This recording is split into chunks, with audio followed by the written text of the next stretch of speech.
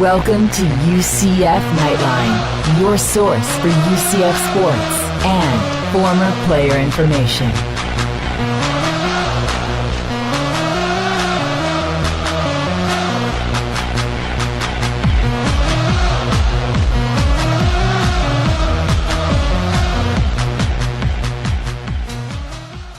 Hello, Night Nation. This is Andrew Phegley coming to you from the 1148 studios. This is episode number 46. I'm Trylko. Hello, everyone. Alrighty, so UCF football's back. Fall camp got underway this week. We had media day on Thursday. By week's end, they'd put on the pads, started hitting each other. Things are underway. Yeah, George O'Leary talked to the media for about 45 minutes. You get a sense that he was very relaxed during that session. Spoke for a good bit on his own, took questions. Very comfortable and relaxed in that media session. Yeah, we got a short little clip from him right now that I'd like to play. Head into the 47th year coaching, and it doesn't change. You get that pit in your stomach about the season and what can you accomplish and what we can get done. And, you know, the one thing about the program, which I really didn't realize as much until I came back from the media days up in Newport, is the respect the program has. Everybody says, Coach, you weren't picked to win the conference. But, you know, if you look at the players we graduated on offense and defense, I think the respect that they gave the program was very obvious.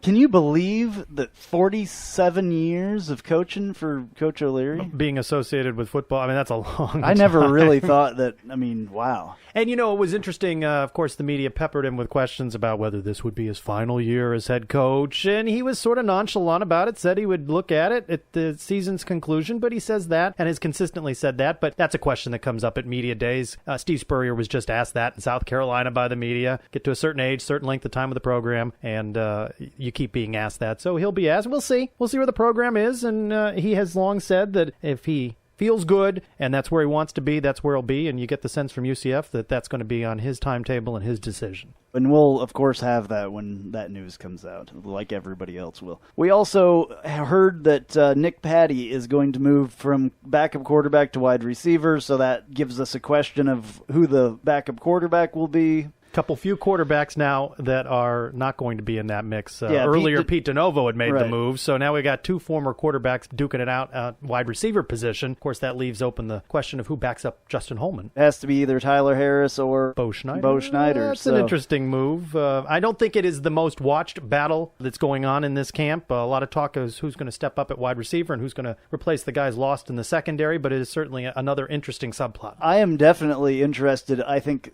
personally more on who is the backup quarterback, because I know, for one, when I saw Tyler Harris in the spring, he looked horrible, like absolutely horrible when we saw him. I remember you commenting on his performance in that game. So if Bo Schneider has come in the first couple of days or whatever that he's been there and shown that he's a better quarterback than Tyler Harris, I hope that they burn his red shirt and do it. With closed practices, because we aren't going to be able to make that assessment. Right, but because we need a quarterback that can come in and back up Holman if Holman gets hurt. Unfortunately, it's, you know, I think that's way more important than having a couple of quarterbacks that weren't as wide receivers. Well, it seems like the program has made the decision that those two guys, that is not going to be where they're going to excel and give us the most at the quarterback position. We spoke with them about this transition. Both moving to wide receiver. Tell us a little bit about that. Pete has done it for a spring. This will be my first go at it with camp. It's going well. We're off to a good start, trying to get better every day. Obviously, it's a transition, but coaches are kind of taking it slow with us and not trying to overcoach. So they're making it easy on us, but obviously there's a learning curve.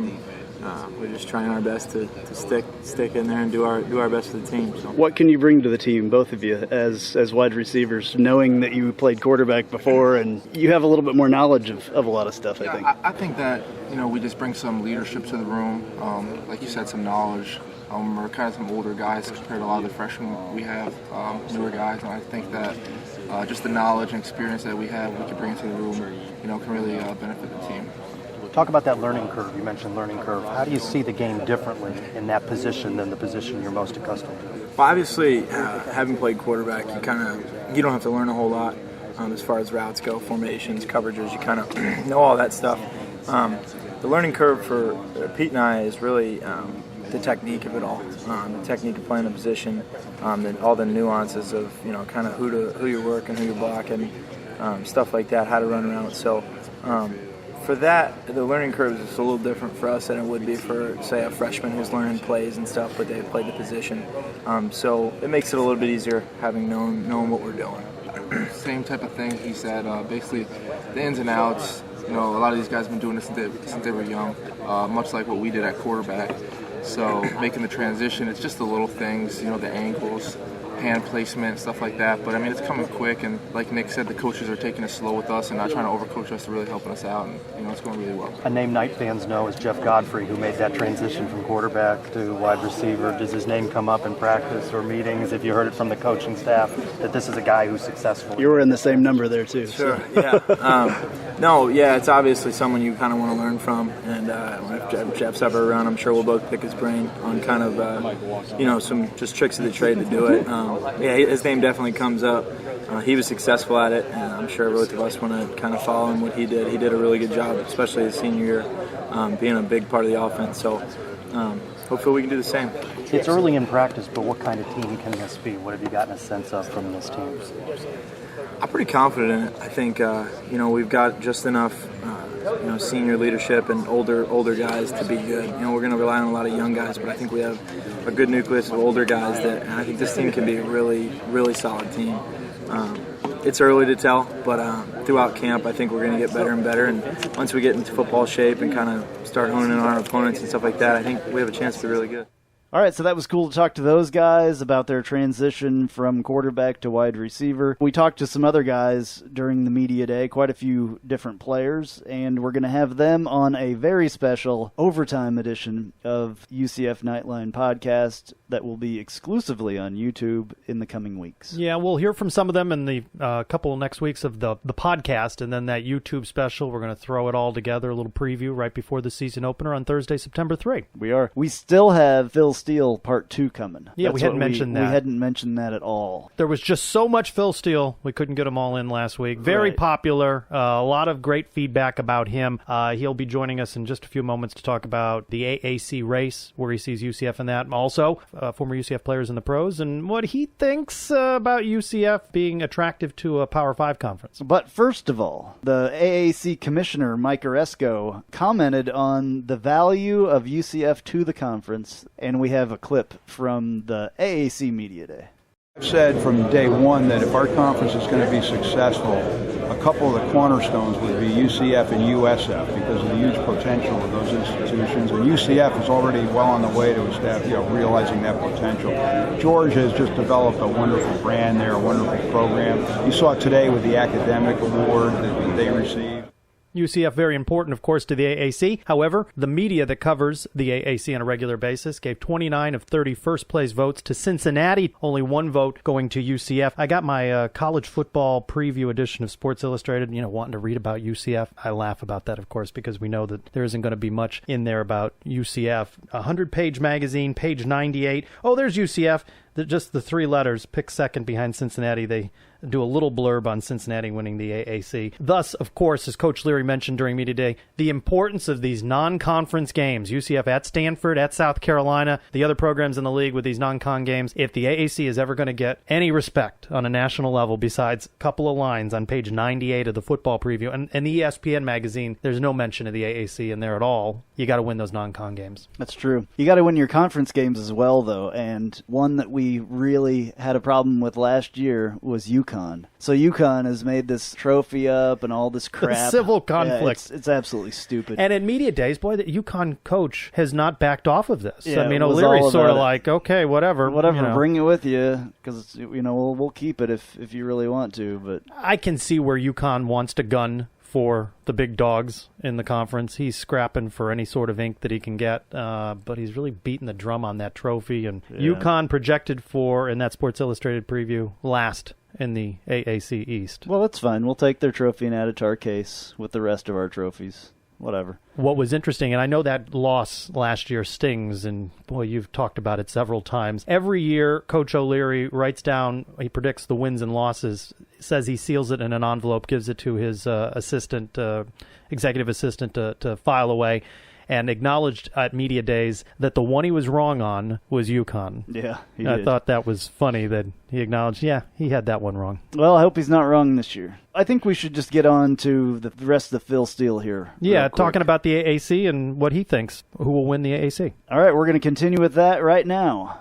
The program in years past has been one in a nature where it would need to rebuild. Do you think the program has moved to a point where perhaps it's reloading at some of these positions rather than rebuilding? Yes, absolutely. And like I said, coming into it a little skeptical. I believe on my initial ratings, just due to the amount of returning starters UCF had coming back, I was projecting a maybe third or even fourth in the American East. But Coach O'Leary had a quiet confidence to him when I talked to him in the spring. And going through the players, player by player, we actually go through every single player on the roster. I came away pretty pleased with the group that's going to be on the field. So it's tough to call the American East this year. It's a tough division. I put them tied at the top. I think that UCF is now to the point where they will reload on a yearly basis rather than rebuild. Well, I was just going to mention in your predictions, you have basically a four-way race there: Cincinnati, East Carolina, Temple, UCF. You're really going out on a limb there, taking a number one. I mean, what do you see as being the factor that is going to separate someone from the others? If I had a factor that would separate one from the others, I would have put them number one and had the other ones 2, 3, 4. I think the best overall talent might just be Cincinnati in the group. They've got 13 returning starters. They've got Gunnar Kiel. Their question marks, part of it comes in the schedule. They have to play Memphis on the road. They have to play Houston on the road. They have to play South Florida on the road. They have to play East Carolina on the road. That's a tough schedule, and I can see them dropping a couple of games.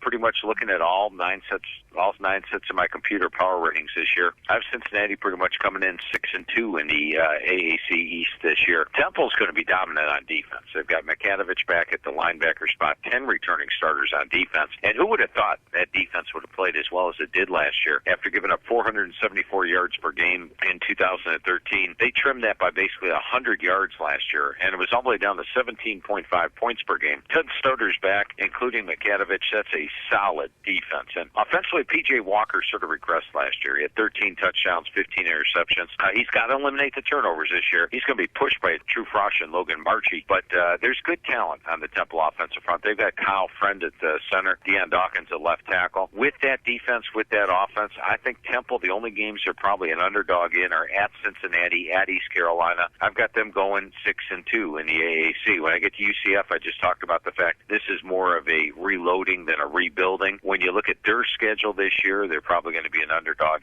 at Cincinnati, maybe a toss-up game there at Temple. If they can go into Temple and come out of there with a win, and of course, last year they beat Temple 34-14, that might be the difference between UCF being tied for first and actually winning it. But once again, the computer came up 6-2 with them. And then with East Carolina, I think a lot of folks are discounting them because they lose Justin Hardy, and of course they lose Shane Carden at quarterback. But I think Kurt Benkert is going to be one of the under-the-radar quarterbacks in college football this year. He's a sophomore, but it's his third year in Ruffin McNeil's system over there. He's 6'3", 220. He's a gym rat. He's got a strong arm, a quick release. He's also a guy that can run. So he's got speed, he's got the arm strength, he's got everything you want. The players love him, so I think he's going to have a huge year. Any quarterback you plug into that East Carolina offense is going to have a huge year. I think he's way under the radar. When you get to the end of the year, you're going to be talking about Kurt Benkert as one of the top QBs in the country. He's that good this year. Their offensive line is massive. You can get down to their third-string offensive line, and they've got 300-pounders back there, 310, 315. So a massive offensive line. Good players on the defensive side of the ball. So they're another team where you look at them on off the cuff, you think, oh, they're in a rebuilding year. Not so much. Now, their non-conference schedule is pretty tough.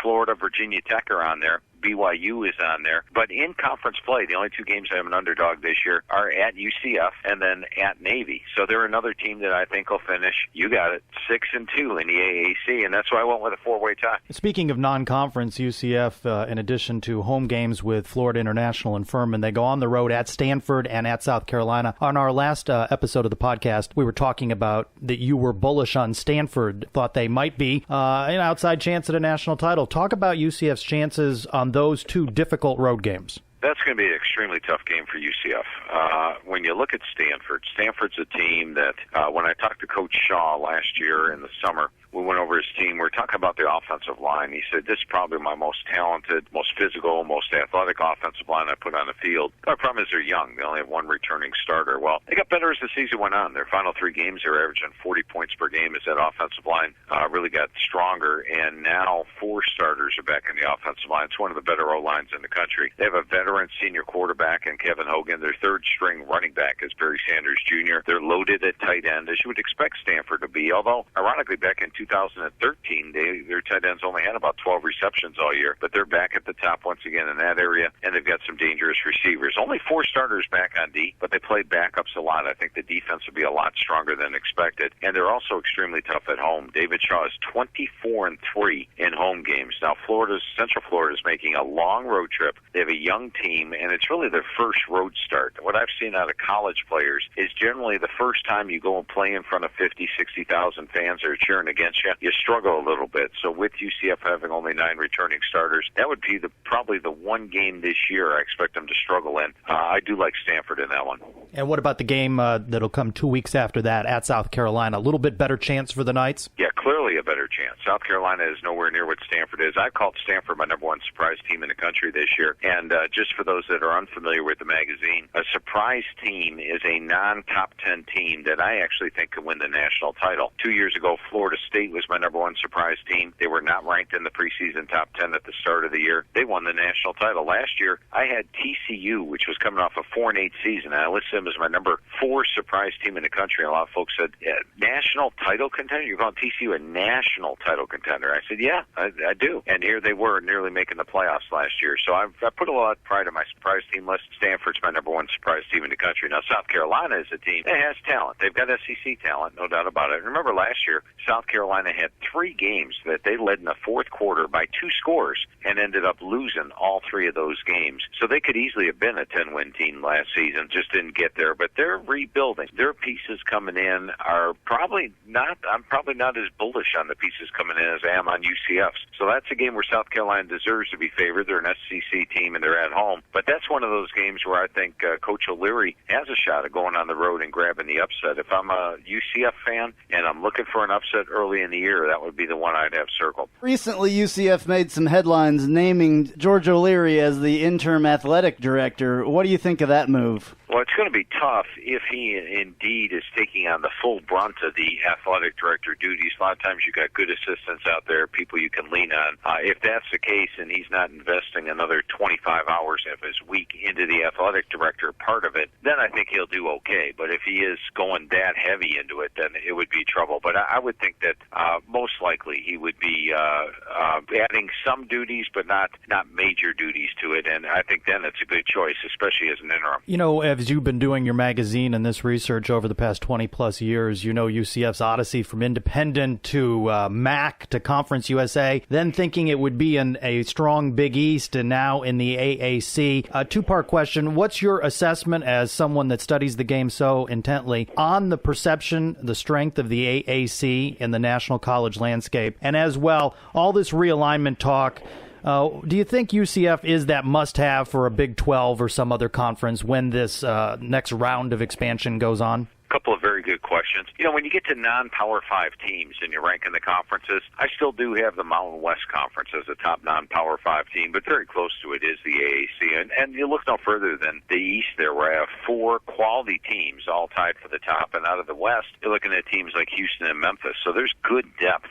Even the teams at the very bottom of the conference, I don't think you're going to see SMU play anywhere near last year's level. They should be a much improved team with 16 returning starters. And South Florida figures to be an improved team, as does Connecticut. So I see the AAC as an improving league. Adding Navy is a positive. Coach Niumatalolo is one of the better head coaches out there, and I think he'll adapt well to conference play. So I think the AAC is very close to the Mountain West as far as the non-Power 5 teams go. Now, as far as expansion, yeah, I think you have to consider UCF for a couple of reasons. First of all, if you do put UCF in the picture, your conference doesn't have a Florida presence, you're adding up that outstanding Florida presence and all that recruiting base. Also, UCF is one of the largest schools in the country, so you have a massive amount of enrollment. You have a great weather, you've got the recruiting down there, and you've got a quality product on the field. For the record, I think we go to 4 16-team super conferences probably within the next 5 years. So being a hot recruiting team like UCF, I would think they will clearly get picked in that mix.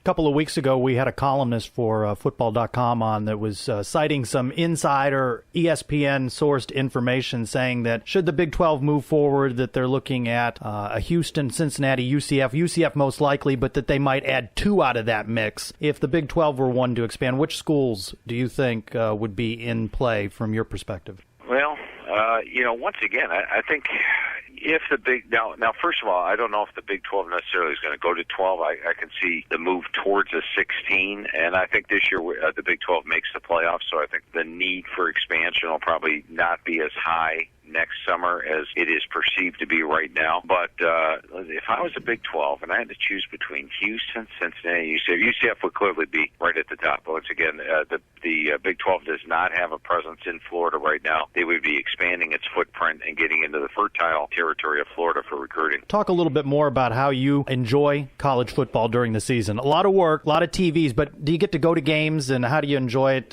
when you don't have your eye on it from a work perspective? Yeah, unfortunately, I don't get to go to the games because I've got 12 TVs in front of me, so I'm watching games all day long on Saturday. If I took the time out, and Cleveland, Ohio doesn't really have a college team, especially a major college team that's not a couple hours away, so I would be basically losing watching 12 games, probably 2 segments of it, so I'd probably miss out on 24 college games by going to one. Believe me, I'm comfortable here watching 12 games all day long from the noon kickoff all the way through when that Hawaii game ends at the end of the evening. But, to be able to do TV, do radio, talk about football all day long, I'm on all the awards committees, and those are a lot of fun as well. You have a lot of input, and you go over the awards at the end of the year. You try to get them to the most deserving players, to pick all conference teams, all American teams. It is really a lot of fun. It is a labor of love. I probably work about 102 hours a week during football season, but to be able to work on football and call it your job, that right there makes it to the point where it doesn't really matter what the hours are. If that's your job, you're in pretty good shape. You also do a lot of analysis on professional football. What's your take on a former UCF Knight, Blake Bortles? Is he going to step it up this year with the Jaguars?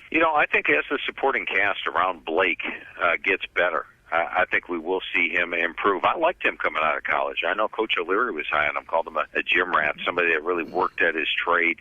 You look at last season, I wasn't that wild with the supporting cast Jacksonville had. So, it's tough when you don't have a huge amount of time to throw the football. The 11-17 ratio is pretty much what you probably expect of a first-year starting quarterback stepping in without a tremendous supporting cast. So I think now that he's got a year under his belt, hopefully the offensive line's a little bit firmer. We'll see the improvement that you would expect out of a guy that's 6'5", 232 with the solid arm. And what do you think the impact that Perryman is going to make up there with the Baltimore Ravens? Should have a good impact. And one team that you sort of want to be drafted by is Baltimore, because Ozzie Newsome does a tremendous job. They do a great job with their acquisitions in the offseason. They all are generally great fits, and that's why Baltimore remains a playoff team almost each and every year. So if Baltimore goes out and gets you, that means you're a pretty good fit for him. I do expect him to start this year naturally. He's number 1 DC. When you look at the receiving core, the other top guy out there is Steve Smith. He's getting a little long in the tooth. He's been around quite a few years. I would think Perriman could come right in and be the team's leading receiver in year 1. I certainly don't think you need any marketing advice, but I'm telling you, if you put a Twitter thing out there, watch football games with Phil Steele and his 12 TVs, you'd have quite a few entrants that would want to watch games with you. That would be quite the experience to be there for a day watching games with you. Yeah, I'm not the greatest guy to watch a game with because I'm just concentrating so much the whole day, but that would be interesting. Do you scribble this down on notepads? Are you a computer guy, an iPad guy? What do you do during these games? How do you keep track? Well, actually, when I watch a game, I actually keep track of good plays, bad plays in my head. I have a pretty good idea. I can say, the team's got about 60% good plays, and yet they're losing the game. But it's a combination of all. I've always been an old-fashioned write it down, but I definitely have my computer, make notes there, and it's a combination of the three. Phil, thank you so much for joining us. We really, really appreciate you taking time out of your day to come in here and talk to us a little bit. We will look forward to your publications and your website, and hopefully you'll join us again for for a preview next year? For your listeners out there, let me throw out a couple of tidbits about the magazine and ways to get it, if you don't mind. Absolutely. They can go to Barnes & Noble, Books A Million, Walgreens, Target, CVS, Publix. Unfortunately, this time of the year, it is sold out in a lot of areas. So if it is sold out, you've been to a couple of stores, you don't see it, you can contact our offices by going right to the website, which is philsteele.com. That's STEELE.com. You can also call us direct at 866-918-7711. That's 866-918-7711. That's college or pro magazine. Pro magazine's probably not going to be on the newsstands too much more limited distribution. So your best bet's order it on the website or give our offices a call. You can also download either magazine right now on iPad or iPhones through iTunes or onto your Android device through Google Play, and you'll have it in your hands in the next 10-15 minutes. Both magazines have at least 3 times the amount of information any other magazine out there. And you can also follow me on Twitter. That's at PhilSteele042. That's at PhilSteele042. Alrighty, thank you so much. We won't take any more of your time. We really appreciate it. Thank you so much. Hey, great talking football with you guys tonight, and good luck this season with the UCF Knights.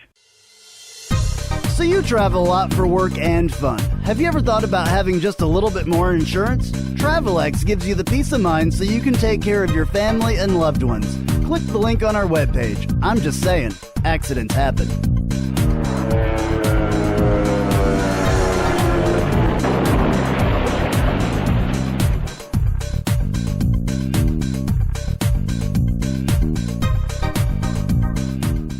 Hey, this is Renell Hall, number 6 wide receiver of the University of Central Florida, and you're listening to Knightline Podcast. By the way, did you get Phil Steele's Twitter? Yeah, he may have smoothly mentioned it. Said it more than 5 times. I don't know. But it's been a boost for us having him on. Oh, a lot of absolutely, clicks, yeah. and we've added some Twitter followers as well. What's that Twitter handle? UCF_Knightline. UCF_Knightline. That's UCF_Knightline. And we just heard from Renell Hall there. Some articles out of Tampa say he's looking good so far in Bucks camp. Hope he sticks there. Yeah, I hope so too. That would be awesome. And then I guess Josh Reese, also inked by the Eagles. And then they were talking quite a bit about Kamar Aiken this week at the Ravens, listed as a starter on the first depth chart. That's awesome. And last week, of course, we had talked about Perriman being a little gimpy in camp. All told, though, right now, as camps get underway in the NFL, 25 former UCF players. Of course, they won't all make final rosters, but that does show you that we continue to pump out NFL-caliber talent. Yeah, there is actually a chance that we could have both starting wide receivers there at the Ravens. That would be something. That'd be cool. Yeah, that would be totally well, there's cool. opportunity there. That's been a position where Steve they've Smith been is in still need. there, but we'll see what happens with him. Our guys are quite a bit younger than him, so. And as we've talked about the Ravens before, being UCF Northeast, as they also have Ja Reed. Yeah, UCF North as well. With I heard that Storm Johnson was back this week in camp, actually being able to debut in camp this week because he's been injured. Yeah, That's it's good. still a little dicey where he's concerned, I think. I believe he will probably roster. get cut, but I think that he could go to some other team and make a difference. There are teams out there that still need running backs. And then, of course, Blake Bortles, I've heard that he's looked great this year so far. Has a little bit different of a throwing action and is throwing a little bit better. I think this year's going to be a lot better for him. Like Phil Steele, we talked about that in there in the last part. And You got to have the right cast of characters around you. He did not last year. They struggled, and more emphasis on that, more pressure on him this season. If they don't improve, and perhaps significantly, I think there may be a new head coach up in Jacksonville. Yeah, that could happen. Can't continue to struggle with those single-digit wins and be in last place. What's going on with UCF men's basketball this week? On the way to the Bahamas. They cool. participate for the next couple of days in a tournament in the Bahamas. Every couple of years, they are allowed to do one of these international trips. They don't have to go too far. UCFsports.com and Brandon Helwig reporting that Taco Fall, our 7'6" newbie, will not be on that trip. He's still clearing up some academic issues, so he will not be making that trip. I pictured him, by the way, on the airplane. You picture him on the airplane? That guy can't be comfortable too much when he's in situations like that. It's got to be difficult. Now on to news and notes. Number 17, that's the preseason ranking for UCF women's soccer team. So says the National Soccer Coaches Association of America, UCF, which has been ranked or receiving votes in every one of those polls since December 6, 2011. Only AAC program recognized among the top 25. The Knights finished 2014 ranked 16th in the nation. UCF baseball head coach Terry Rooney announced staff changes. Andy Criskaden being promoted to volunteer assistant head coach and former Knight Ryan Breeden being tabbed as the director of operations. Golf Coaches Association of America announced that its Cleveland Golf Srixon All-America Scholars. Among those honored for the 2014-15 season was recent UCF graduate Linus Vaisanen. Oh, I got the name this week. It's hard to say. It's good. Yeah, it's good. I got the name that was I hard like to it. say. The AAC will conduct its 2015 Basketball Media Days October 26th and October 27th in Orlando. The Amway Center also hosts the 2016 American Men's Basketball Championship in March. And coming up on the next edition of the Knightline podcast, we have the voice of Central Florida sports, Eric Kohler, joining us. That'll be good to talk UCF football with him as we ramp up, get closer to the start of the 2015 football season. That's exciting. I can't wait. I'm ready for football to start and get going and play some games and all that. This has been episode number 46. I'm Andrew Phegley. I'm Trace Trylko. Go Knights! Charge on.